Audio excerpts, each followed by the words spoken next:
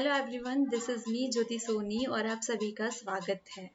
तो आज हम एक नया चैप्टर स्टार्ट करने वाले हैं, इन द सेंस कि आज एक नए चैप्टर के क्वेश्चन आंसर्स हम लोग सॉल्व करने वाले हैं। तो अब तक के हम लोगों ने बहुत सारी चीज़ें देख ली थी कि कैसे जो वन पार्टी एरा है वो चलते रही, इंदिरा गांधी की सरकार चलते रही। लेकिन फिर एक ऐसा दौर आता है जहाँ पे जितनी भी पॉलिटिक्स थी, ठीक है, जो डेमोक्रेसी थी हमारी, तो वो कांग्रेस पार्टी के हाथ से जाने लगी थी। अभी तक के जो इस चैप्टर में जो स्टोरी हमने देखी थी वो यही थी कि कांग्रेस पार्टी के हाथ से उनकी सत्ता जाने लगी थी। और फिर क्या हुआ कि मतलब साथ ही साथ बहुत सारी नई नई पार्टीज क्रिएट होने लगी। फिर एकदम से हुआ कि जो सत्ता थी वो किसी और पार्टी के हाथ में चली गई। वैसे तो पहले भी हम लोगों ने देखा था, जब इंदिरा गांधी वाली इरा चल रही थी तब इंदिरा गांधी 9 स्टेट से अपनी जो सीट्स है वो छोड़ चुकी थी। तो ये जो कहानी धीरे धीरे शुरू होती है तो ये बहुत लंबे तरीके से चलती है कि कैसे कांग्रेस के हाथ से सत्ता छूट के बीजेपी के हाथ में जाती है, फिर वापस से कांग्रेस के पास आ जाती है। फिर मतलब अभी तक के का जो दौर है वो सारी चीजें हमने किस चैप्टर में पढ़ी हुई थी, डेमोक्रेटिक रिसर्जेंस में। ठीक है, ये सारी जितनी भी पिक्चर्स क्रिएट हुई थी, मतलब उस टाइम की जो पॉलिटिक्स थी वहां से लेकर के अब तक की, मतलब ये यूं कह सकते हैं कि इंदिरा गांधी से लेकर के मोदी जी तक के का जो भी टाइम पीरियड था वो हम लोगों ने इस चैप्टर में देखा था। तो अब जाहिर सी बात है कि उस दौरान से इस दौरान तक के जितने भी क्वेश्चन जो इम्पोर्टेंट है, जितने भी सारे सीबीएसई ने पूछे हुए हैं क्वेश्चन, अलग अलग स्टेट्स में जितने क्वेश्चन पूछे हुए हैं, तो आज सारे उन क्वेश्चन को हम सॉल्व करने वाले हैं ताकि आपका एग्जाम थोड़ा ईजी हो जाए। ठीक है, हमेशा की तरह जो मैं बात कहती हूँ आज भी मैं वही बात कहूंगी कि टॉपिक्स उतने ही रहने वाले हैं, उन्हीं में से आपसे क्वेश्चंस पूछे जाएंगे, चाहे वो एमसी, चाहे वो 6 मार्कर हो, 5 मार्कर हो, कोई भी क्वेश्चन हो, कितने भी नंबर का हो, सेम टॉपिक में से आपसे क्वेश्चंस पूछे जाएंगे। तो इम्पोर्टेंट ये है कि आप ये सीखे कि आपको क्वेश्चंस के आंसर्स कैसे देने हैं। हाँ, फर्स्ट कि आपको वो टॉपिक जो है वो क्लियर होना चाहिए, जो भी उस चीज़ में बातें बताई गई है। और मैंने पूरा ट्राई किया है आपको ये चीज़ बताने का कि जो भी टॉपिक चला है उसे करंट से रिलेट करने का, उस टाइम जो भी चीज़ें चल रही थी उसकी हिस्ट्री, सारी चीज़ें बताई है। सेकेंड, अगर आपको टॉपिक पता है तो इसमें से कोई भी क्वेश्चन आपसे उठा करके पूछ लिया जाए तो आप इतने एबल होने चाहिए कि आप उसका आंसर कर सके, मतलब आपको आंसर राइटिंग आनी चाहिए कि किस तरीके से आपकी आंसर राइटिंग होती है। तो बस वही आंसर राइटिंग की ही प्रैक्टिस कहूंगी मैं, जो कि हम इस वीडियो में करते हैं Q&A वाले में। तो चलो विदाउट एनी डिले हम स्टार्ट करते हैं। बाकी सेम चीज़ें जो हमेशा मैं कहती हूँ कि टॉपिक को आपको अच्छे से पढ़ना है, आंसर आप अपने आप से लिख सकते हैं। मैंने मेंशन नहीं 3 का है, कौन सा 2 सा 5 मार्क का क्वेश्चन है, बिकॉज हम सेम टॉपिक को लेकर के उसमें थोड़ा सा एडिट करते हुए हमेशा की तरह देखते हुए चलेंगे। तो चलो स्टार्ट करते हैं। वन मोर थिंग, ये वीडियो देखने से पहले जो एक्सप्लेनेशन वीडियो है जहाँ पे ये पूरा चैप्टर एक्सप्लेन किया गया है, तो आप पहले जाकर के वो चैप्टर देख के आइए, ताकि वहाँ पे फर्स्ट रिवीजन वो हो जाएगा। यदि आपने पहले देख चुके हो तो आपका एक रिवीजन तो वो हो चुका होगा, अभी देखेंगे तो थर्ड रिवीजन हम आपस में करेंगे, मतलब हम जो डिस्कशन करने वाले हैं तो वो थर्ड टाइम हो जाएगा। और जब 3 बार आपका रिवीजन हो चुका है, मतलब ये चीज आपके माइंड से कोई भी नहीं निकाल सकता। दैट मीन अब ये परमानेंटली आपके माइंड में सेट हो चुकी है चीजें। आज से 10 साल बाद भी आपसे कोई पूछेगा तो आप इसके आंसर देखने के लिए रेडी रहेंगे। तो चलो पहला क्वेश्चन है हमारा, name the political party which came to power at the centre in 1977। अब आपको पता है कि अभी तक के हमारे पास में सारी जितनी भी जो पावर में पार्टीज आ रही थी वो कौन सी थी, एकमात्र पार्टी थी जो कि थी कांग्रेस। क्लियर, मैं अपनी राइटिंग सुधारने की थोड़ी कोशिश करूंगी। तो अभी तक की जितनी भी पार्टी जो है वो मतलब डेमोक्रेसी में आई है, पॉलिटिक्स में आई है, तो वो कांग्रेस ही आ रही थी। लेकिन सडन ऐसी कुछ घटनाएं हुई जिसकी वजह से क्या हुआ कि कांग्रेस के हाथ से सत्ता जाकर के किसके हाथ में आ जाती है, बीजेपी के हाथ में। ठीक है, क्योंकि हमें पता है कि जब इंदिरा गांधी आई थी तब उनके बीच में, कांग्रेस के बीच में इतने मतभेद हो चुके थे कि वहां पे क्या हो रहा था कि कांग्रेस टूट करके, कांग्रेस खुद अपने आप में टूट करके छोटे छोटे पार्ट्स में डिवाइड हो रही थी, क्योंकि कांग्रेस में भी अलग अलग आइडियोलॉजीज वाले बहुत सारे लोग थे। कुछ लोग इंदिरा गांधी को सपोर्ट कर रहे थे, कुछ लोग इंदिरा गांधी के अगेंस्ट में थे। तो अगेंस्ट वालों ने अपनी एक नई पार्टी क्रिएट कर ली, और जो सपोर्टर्स थे, जो उनके सपोर्टिव पीपल्स थे, वो उनके साथ में ही बने रहे। ठीक है, तो उस वक्त क्या हुआ था कि भारतीय जनता पार्टी है और उसके साथ में जो उसके अलायंसेज होते हैं वो सेंटर के मतलब सेंटर में आते हैं, पावर में आते हैं, किसको हरा करके? कांग्रेस पार्टी को हरा करके। और ये स्टोरी शायद आपको धीरे धीरे याद आ रही होंगी कि जो जनता पार्टी है उसे कैसे जगह मिली, कांग्रेस पार्टी ने ऐसा क्या किया जो इतना भरोसा तोड़ करके पब्लिक ने जनता पार्टी को जो है उनको जिता दिया, है ना। तो याद करिए, तब तक आगे कुछ कुछ क्वेश्चन ऐसे मिलेंगे तो शायद इसका आंसर भी हमें यही मिल जाएगा। नेक्स्ट क्वेश्चन है, mention the main reason for the defeat of Congress party in election of 1977। Clear. तो अब हमें यहीं पर ये क्वेश्चन जो है मिल गया कि कांग्रेस ने the main reason for the defeat of Congress party in election 1977 में कांग्रेस पार्टी, तो मेन रीजन तो एक्चुअल में क्या था कि कांग्रेस ने इमरजेंसी लगा दी थी। कांग्रेस ने इमरजेंसी क्यों लगाई थी, इसका रीजन आप मुझे कमेंट में लिख कर के बताएंगे कि कांग्रेस ने एकदम सडन, क्योंकि इंदिरा गांधी ने जब एकदम सडन से इमरजेंसी लगाती है तो किसी को पता भी नहीं चलता है उस टाइम के। वन मोर क्वेश्चन कि उस टाइम में जो प्राइम मिनिस्टर तो इंदिरा गांधी थी, उस वक्त प्रेसिडेंट कौन थे जिनकी हेल्प से इंदिरा गांधी ने रातों रात इमरजेंसी लगा दी थी? इन द नेक्स्ट मॉर्निंग, एकदम नेक्स्ट मॉर्निंग में सुबह सुबह जो है पूरे कैबिनेट को पता चलता है, कैबिनेट को इन्फॉर्मेशन दी जाती है कि भाई हमने इमरजेंसी लगाई हुई है। ठीक है, इमरजेंसी लगा दी, ये तो बात अलग थी कि आपने इमरजेंसी लगा दी, लेकिन इमरजेंसी लगाने के बाद में इतनी सारी उसके साइड इफेक्ट्स हुए, लाइक बहुत सारे जितने भी उस वक्त जो भी आंदोलन कर रहे थे, ओके रीजन तो मैंने बता दिया कि उस टाइम में क्या हो रहा था कि गवर्नमेंट के खिलाफ ये वो लोग तो ये कह रहे थे कि आप तो रिजाइन करिए, गवर्नमेंट चेंज करिए। इस टाइप के जितने भी आंदोलन हो रहे थे, जो स्टूडेंट ने जो स्ट्राइक्स की थी, तो इन सारी चीजों को रोकने के लिए तो इनका क्या था कि ये मतलब थोड़ा हानिकारक हो सकते हैं, तो इन्हें रोकने के लिए उन्होंने रातों रात इमरजेंसी लगा दी। तो इसके साथ में जो भी स्ट्राइक कर रहे थे, जो भी इतने आंदोलन कर रहे थे, इन सबको उठा करके जेल में डाल दिया गया। इनके जो फंडामेंटल राइट्स है जो कि कभी छीने नहीं जाते हैं, तो वो फंडामेंटल राइट्स को भी छीना गया।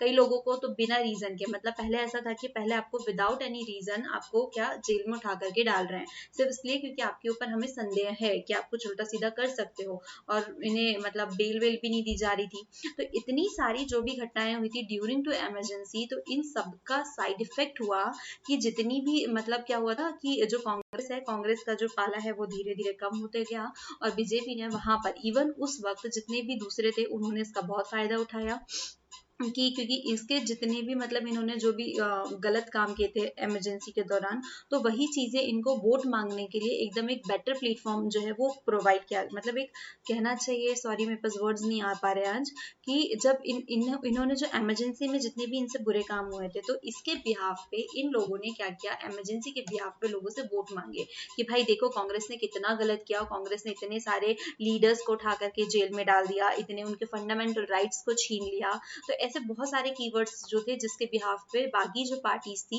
इन्होंने क्या किया, उनसे वोट मांगे, और बीजेपी जो है वो जीत गई। तो द मेन रीजन यही था, ठीक है, कि कांग्रेस पार्टी क्यों हारी थी और बाकी सारी पार्टी अराइजिंग कैसे हुई थी। अब हमारे पास नेक्स्ट क्वेश्चन है, हु वाज चारू मजुमदार। तो भाई चारू मजुमदार आपको तो याद होगा कि ये कौन थे, क्योंकि हम लोगों ने इसको बहुत अच्छे से पढ़ा भी हुआ था कि जो नेक्सटाइल जो आंदोलन वगैरह हो रहे थे ना, तो उनके लीडर थे। ठीक है, Charu Majumdar was the leader of Naxalbari uprising. ठीक है, नक्सलबरी अपराइजिंग जो था उनके ये फाउंडर थे, और उसके साथ ही साथ क्या, हाँ लीडर थे। ठीक है, और कम्युनिस्ट पार्टी के ये फाउंडर थे। क्लियर, मतलब इन्होंने कम्युनिस्ट पार्टी फाउंड किया हुआ था। और हाँ, एक सबसे इम्पोर्टेंट कि इंडिया में गोरिल्ला जो वॉरफेयर है या गोरिल्ला पद्धति जो है वो किसने अडॉप्ट की थी, तो उसमें भी यहाँ पे चारू मजुमदार आता है। फर्स्ट क्वेश्चन, अगर आपसे 3 नंबर में क्वेश्चन पूछ लिया जाए 2 नंबर में कि हु वाज चारू मजुमदार, तो आपको यहाँ पे 3 चीजें लिखनी है। ठीक है, वो leader of Naxalbari uprising, second is founder of communist party, then third is he adopted guerrilla warfare। ठीक है, अब इसके बाद में यहीं पे आपसे 3 अलग अलग करते हैं एमसीक्यूज के, या चाहे कोई भी, कि भाई नक्सलबरी अपराइजिंग के फाउंडर लीडर कौन थे, कम्युनिस्ट पार्टी के फाउंडर कौन थे, गोरिल्ला इसने एक्सेप्ट किया था, अडॉप्ट किया था। तो इस टाइप से अलग अलग क्वेश्चंस आपसे यहाँ से पूछे जा सकते हैं। तो इसलिए क्या होगा कि आप एक बार में चारू मजुमदार को याद रख लीजिए, तो आप 3 चीजें अलग अलग आंसर कर सकते हैं। टॉपिक वही रहेंगे, क्वेश्चंस बदलेंगे। ठीक है, ये सामने वाला वहां से आपसे घुमा फिरा के क्वेश्चंस को पूछेगा। ये भी हो सकता है कि चारू मजुमदार पूछ लिया कि किसके फाउंडर में पूछा तो आपको कम्युनिस्ट पार्टी डालना है, लीडर किसके थे तो आपको नक्सलबरी डालना पड़ेगा। चलो अब आगे देखते हैं। Describe any two outcome of next light movement. अब नेक्स्ट लाइट मूवमेंट सबसे पहले तो ये वाला क्वेश्चन आना चाहिए, आफ्टर दैट इसका ये ओके चलो ये क्वेश्चन भी है ना, क्योंकि चीजें तब समझ में आ जाते हैं। तो हम लोग इसके आउटकम्स तो देख लेंगे, क्योंकि हमें पहले अगर हमने इसकी डेफिनेशन क्लियर कर ली तो आउटकम भी हम आसानी से लिख सकते हैं। तो पहले ये क्वेश्चन होना चाहिए, फिर वो देखो जो नेक्स्ट लाइट मूवमेंट था, oh shit okay finally light आ चुकी है। गर्मी के दिनों में लाइट जाना मतलब कोई एक सजा मिली।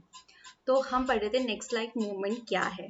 तो देखो उस टाइम में बहुत सारी ऐसी चीजें हुई थी जो असहनीय थी, जिसको एक्सेप्ट नहीं किया जा सकता था।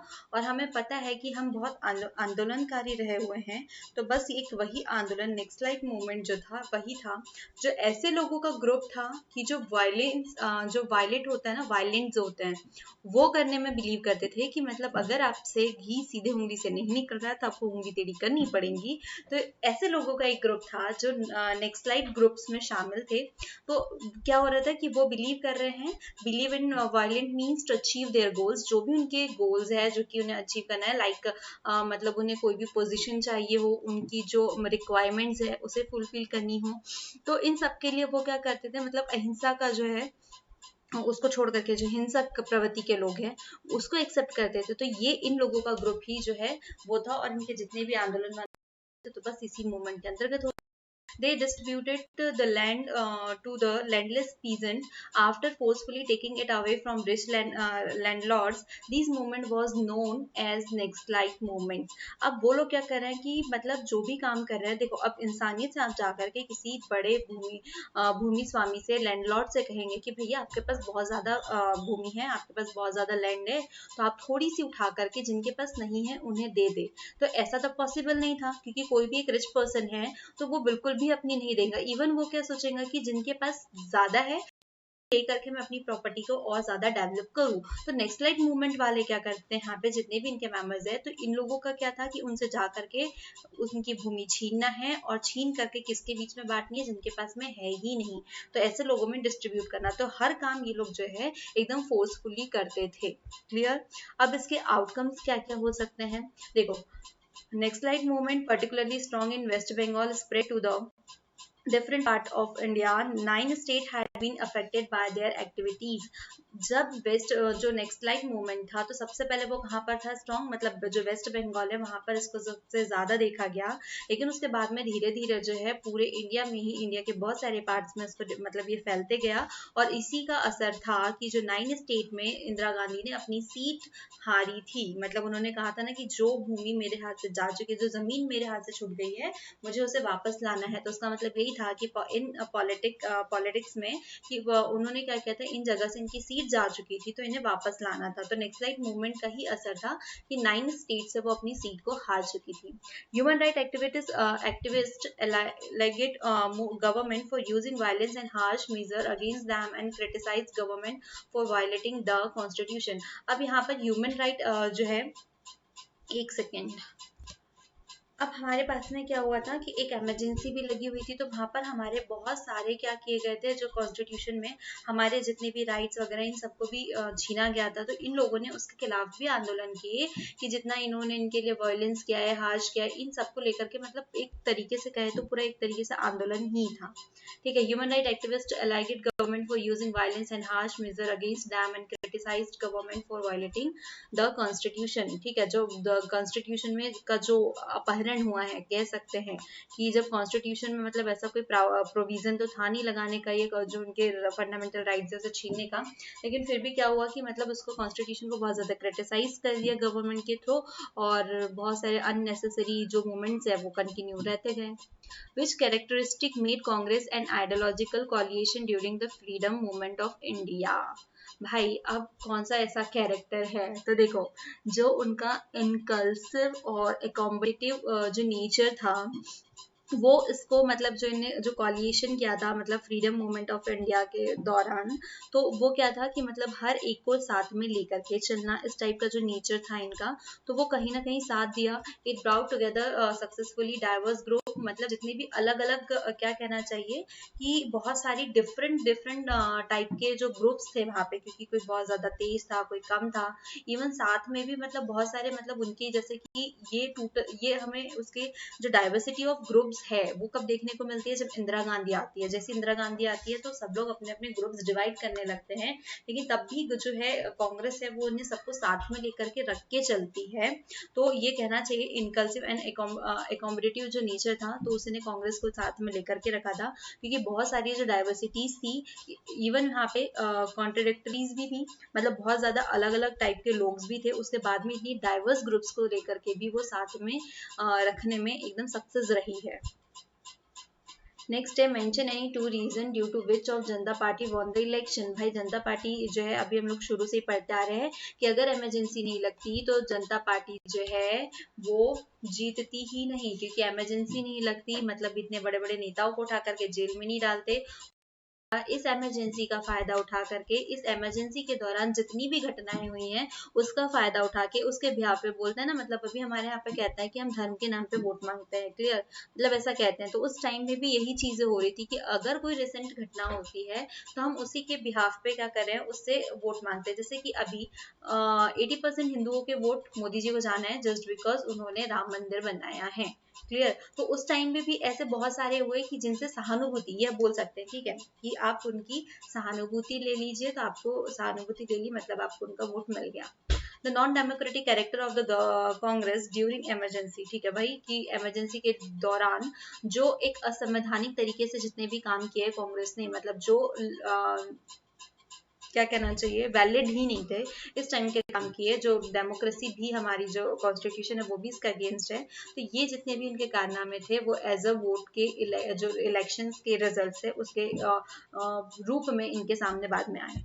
The public opinion was against the Congress which lead to Janata Party win in the public opinion, definitely भाई ये एक ही बात हो रही है ना कि कोई भी सेटिस्फाई नहीं था, तो जितनी भी पब्लिक थी वो भी इनके अगेंस्ट थी, तो बस उसी का जो अगेंस्ट जो ओपिनियन था वो भी इन्हें मदद किया जीतने के लिए।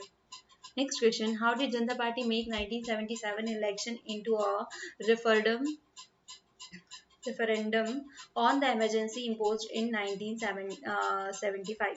अब जो 1975 में जो इमरजेंसी लगी हुई थी तो उसका फायदा जो है भारतीय जनता पार्टी ने कैसे उठाया, एक तरीके से आप ये भी बोल सकते हैं। तो भारतीय जनता पार्टी ने क्या किया, अभी जस्ट ये वाला जो क्वेश्चन है ना ये आपसे 2 नंबर में पूछा जाएगा, यही वाला, और इसी को आप थोड़ा डिटेल में कर दीजिए तो आप यहाँ पर इसको 5 नंबर में आप इसको डील कर सकते हैं, clear. Janata party campaign was focused on the non democratic character of rule and on the various period. अब जितनी भी 1975 में जितने भी नॉन डेमोक्रेटिक काम किए हैं, जितने भी ऐसे कैरेक्टर्स प्ले हुए हैं, जितने भी ऐसे कांड किए हैं कांग्रेस ने, जैसे कि इन्होंने क्या किया, इनके जितने भी लीडर्स थे जो कि आंदोलन कर रहे थे उन्हें उठा करके इन्होंने जेल में डाल दिया, क्लियर। उसके बाद में हाँ इन्हें उठा करके इन्होंने जेल में डाल दिया। फिर इन्होंने क्या किया, मतलब इनसे मतलब जो भी जैसे भी मिल रहा है, जैसे मतलब जिस भी इनके ऊपर मतलब बिना किसी वार्निंग के, बिना किसी वारंट के इनको उठा के डाला तो डाला। इसके साथ में इन्हें बेल भी नहीं दी। इन्हें कब छोड़ा गया, जब चुनाव आने वाले थे उसके 10-15 दिन पहले। इतने ही कम टाइम में इन्होंने अपने इलेक्शन के लिए क्या किया, पूरा एक बैकग्राउंड प्रिपेयर किया और अपने इलेक्शन लड़े और जीते भी थे, clear. In the background of arrest of thousands of person and censorship of the press, the public opinion was against to the Congress. Definitely इतने सारे काम हो रहे हैं तो इनके तो अगेंस्ट ही हो गया था। हाँ साथ था सेंसरशिप लग गई थी प्रेस की। सेंसरशिप मीन्स क्या कि आप जितनी भी कोई भी न्यूज अगर आप पब्लिश कर रहे हो तो उसके लिए आपको पहले इनसे परमिशन लेनी होगी कि भाई ये फलाना फलाना आर्टिकल हम इसको पब्लिश करना चाहते हैं। तो अगर आपने वो आर्टिकल अगर उनसे मतलब अप्रूवल लिया है तभी वो जाएगा, अदरवाइज वो कैंसिल हो जाता था। तो क्या हुआ इसका मतलब कि इनके अगेंस्ट वो कुछ भी नहीं छाप सकते थे। तो प्रेस भी कहीं ना कहीं जो है पूरी तरीके से उनके हाथ में चली गई थी। तो प्रेस क्या करती थी, अपना पर्सपेक्टिव रखना होता था, अपने पॉइंट्स रखने होते थे, तो ये इनके लिए एक आंदोलन के तौर पे एक ब्लैंक पेज छोड़ देती थी, क्योंकि इस पे छापने की परमिशन तो इन्हें नहीं थी, लेकिन इनके लिए एक आंदोलन के तौर पे इनके लिए एक ब्लैंक पेज छोड़ देती थी। दैट मीन कि भाई हम आपसे खुश नहीं हैं, यहाँ पे आपकी जो बुराई वाली न्यूज है ना वो छपने वाली थी। Clear? Jayaprakash Narayan who led the party became the popular symbol of the restoration of democracy. हाँ, जयप्रकाश नारायण जो थे, जो इसे लीड कर रहे थे, वो एक अच्छा खासा चेहरा थे जो इनके साथ में थे, तो कहीं ना कहीं इसका भी बेनिफिट मिला। जैसे कि पहले हमें जवाहरलाल नेहरू का जो है बेनिफिट मिला इन कांग्रेस पार्टी, क्योंकि वो एक फ्रीडम फाइटर में से, मतलब उस टाइम जो इरा चल रही थी तब का भी एक जाना माना फेस था, तो कहीं ना कहीं वो मदद भी किया। The party ensure that non Congress votes would not be divided. Party ने भैया पूरी तरीके से जोर किए हैं, और इन्होंने ये भी तय किया था कि इनके जो वोट्स है वो मतलब नॉन कांग्रेस जो है वो कभी डिवाइडेड ना हो, इस टाइप से। तो आप इसको 5 नंबर में डील कर सकते हैं, 2 नंबर में आया तो आप ये लिख सकते हैं, ऊपर वाला, सॉरी। ठीक है, अब हमारा नेक्स्ट क्वेश्चन है, explain any 4 consequences of emergency declared on 25 of June. ठीक है, अब भाई जब 25 जून 1975 को जब इमरजेंसी डिक्लेयर की गई थी तो उसके क्या क्या रिजल्ट्स रहे। देखो, फंडामेंटल राइट्स आपसे सबसे पहले छीन लिए गए, जितने भी लीडर्स थे उन्हें जेल में उठा करके डाल दिया गया, प्रेस जो है उसको सेंसर्ड कर दिया गया, प्रेस की जो फ्रीडम है उसे छीन ली गई। ठीक है, जितने भी all the power were concentrated on the hand of the union government, जितने भी पावर्स थे वो यूनियन के पास चले गए। इन द सेंस जो प्रेसिडेंट थे और जो प्राइम मिनिस्टर थी उनके हाथ में चले गए। Civil liberty of the citizen were taken away, इनसे ये भी ले जा चुके थे कि जितने भी सिविलियंस थे तो उनसे उनके जो राइट्स है वो भी जा चुके थे। The power of judiciary were limited, judiciary की पावर थी वो भी लिमिटेड कर दी। और कहीं ना कहीं ये भी एक रीजन आगे चल के बनता है कांग्रेस के हटने से, क्योंकि कांग्रेस जो जुडिशरी थी वो भी सेटिस्फाई नहीं थी, और हमारी जुडिशरी में क्लियरली कह दिया है कि जो जुडिशरी है वो लेजिस्लेचर और एग्जीक्यूटिव दोनों से डिफरेंट होने वाली है। अगर न लेजिस्लेचर उसमें इंटरफेयर कर सकता है, ना ही उसमें एग्जीक्यूटिव इंटरफेयर कर सकती है।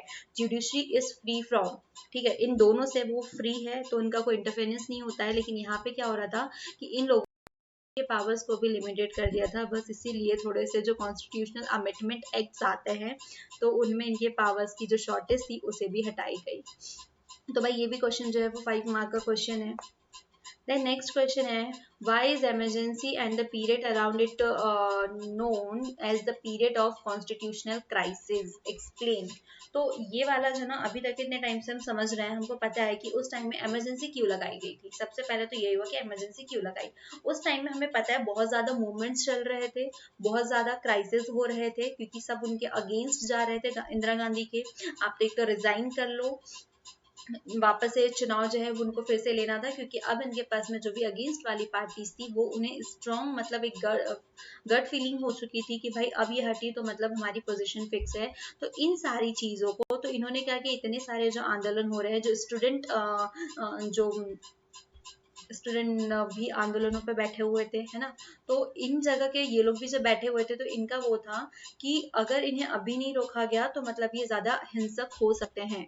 मतलब ये इंदिरा गांधी ने अपना पॉइंट ऑफ व्यू रखा था, लेकिन इसके बाद में इसके ऊपर इमरजेंसी के ऊपर भी कमेटी बैठाई गई थी कि इमरजेंसी जो है वो सही मायने मतलब सही तरीके में लगाई गई थी, सही कारणों से या नहीं, तो इसलिए कमेटी बैठी थी। लेकिन इंदिरा गांधी ने तो यही रीजन दिया था, इंदिरा गांधी ने तो उन्हें कहीं ना कहीं डर था कि भाई हमारी सीट चली जाएगी, इसलिए रातों रात इन्होंने इमरजेंसी लगा दी। और जो दूसरा मतलब क्या कहना चाहिए, रातों रात इमरजेंसी लग गई और दूसरे दिन कैबिनेट को पता चलता है, तो यहाँ पे कैबिनेट की पावर भी बहुत ज्यादा सीमित हो गई थी। तो इनसे कैबिनेट भी खुश नहीं था, क्योंकि हमारी परमिशन के बिना, परमिशन तो छोड़ो, हमारी सहमति मतलब एक रहता है ना कि आप थोड़ा सा डिस्कशन कर लो, तो हमसे डिस्कस तक नहीं किया गया और आपने इमरजेंसी लगा दी, तो ये लोग भी इनसे थोड़े खफा बैठे हुए थे। अब इसके बाद में ये जो पीरियड है तो इससे हमने क्या कॉन्स्टिट्यूशनल क्राइसिस के नाम से कहा है, क्योंकि यहाँ पे कॉन्स्टिट्यूशन की पूरी बैंड बच चुकी थी। ठीक है, इनलीगली सारे नेताओं को उठा करके अंदर डाला जा रहा था, जितने मतलब नागरिक वगैरह उनके फंडामेंटल राइट्स को छीने जा रहे थे। तो ये कहीं ना कहीं इस एक ही तरीका होता है बताने का कि भाई ये कॉन्स्टिट्यूशनल क्राइसिस थे। चलो एक प्रॉपर डेफिनेशन पढ़ लें। The emergency and the period around it be described as a period of constitutional crisis because it had its origin the constitutional battle jurisdiction of the parliament and the judiciary। हाँ, ये वाली जो अभी हम लोगों ने पहले भी एक चीज कही थी ना कि जो जुडिशरी जो है वो भी सेटिस्फाई नहीं थी, पार्लियामेंट भी नहीं थी, तो ये इनके ऊपर मतलब जो बैटल है यहीं से शुरू हो गया था, क्योंकि जुडिशरी भी सेटिस्फाई नहीं थी। तो कहीं ना कहीं क्या इन दोनों के बीच में, जो एग्जीक्यूटिव और जुडिशरी है, इन दोनों के बीच में भी क्या बैटल चल रहा था, वॉर चल रहा था, तो इसलिए भी इसे क्राइसिस के नाम से कहा गया। During emergency government get extra power, it gain the power suspend the fundamental right of the citizen, measure the preventive detention could be used by government, and right to move the court for the restoration of fundamental right were taken away. हमने एक चीज पढ़ी होगी constitution में, जब fundamental right पढ़ते हैं रीट्स लगाई जाती है, तो यहाँ पे जो रीट्स के राइट है ना वो भी एलिमिनेट कर दिए गए थे, वो भी राइट्स नहीं दिए गए थे। तो इसीलिए भी कहा गया है, क्योंकि यहाँ पे जो कोर्ट के वो होते हैं, सुप्रीम कोर्ट के राइट्स होते हैं रीट्स के, तो वो भी हटा दिए गए थे। कहीं ना कहीं जुडिशरी के जितने राइट्स होते हैं उन्हें भी छीन लिया गया था। तो इन सबको मिला करके यही कहा गया है कि कॉन्स्टिट्यूशनल क्राइसिस थे इस दौरान के। आई होप आपको ये चीज समझ में आई होंगी। देन नेक्स्ट क्वेश्चन है, ओके तो बेनिफिट्स भी थे हमारे पास में ना। How did the emergency of 1975 benefit the Indian democracy setup. अब जो जो 1975 की जो डेमोक्रेसी थी, उसके इंडियन डेमोक्रेसी सेटअप में क्या बेनिफिट्स हुए भाई। मतलब कहीं ना कहीं हम लोगों ने 1975 के ड्यूरिंग में मतलब बहुत सारी ऐसी चीज़ों को देखा है कि जिनसे हमको मतलब इमरजेंसी के बहुत सारे साइड इफेक्ट्स ही दिखाई दिए कि इनके वजह से ऐसा ऐसा हुआ, वैसा वैसा हुआ, लेकिन कहीं ना कहीं हमें वहाँ पे जो हमारे एरर्स थे ना वो सुधारने का मौका मिला। जैसे कि अभी तक के हमारे पास में वन पार्टी इरा चल रही थी, क्लियर। तो अब यहाँ से जब इमरजेंसी लगी तो भैया लोगों में हिम्मत आ गई, मतलब उन्हें चैलेंज करने की, जो वन पार्टी इरा चैलेंज करने की कि भाई अब तुम हटो, अब हम भी आ सकते हैं। जैसे कि क्या हुआ था कि जब इमरजेंसी लगी तो बहुत सारी जो पार्टीज है वो एक हुई, उन्होंने कांग्रेस के अगेंस्ट काम करना शुरू किया, और इसी का वो हुआ था कि 1977 में जो भारतीय जनसंघ था वो विनर रही, ठीक है। तो ये पॉइंट भी क्लियर कर दिया। फिर उसके बाद में it check the issues of regionalism and separatism. अब जितने भी मतलब जो धर्म और जो क्षेत्रवाद टाइप की जो चीजें थी, तो वो भी कहीं ना कहीं ये मुद्दे भी हमें यहाँ पे चेक करने को मिले, इनके ऊपर जो इश्यूज था। हमारे यहाँ हिंदू मुस्लिम भाई भाई ये वाले बहुत सारी चीजें जो है वो चलते रहती है, ठीक है। फिर उसके बाद में ऐसे बहुत सारी चीजें हुई, एक सेकेंड, एक फोन साइलेंट से करना भूल गई थी, क्लियर। तो अब इसके बाद में नेक्स्ट क्या था कि बहुत सारे जो एरर्स थे, जैसे कि हमने यहाँ पर जुडिशरी जो थी उनके जो राइट्स है वो बहुत सीमित थे।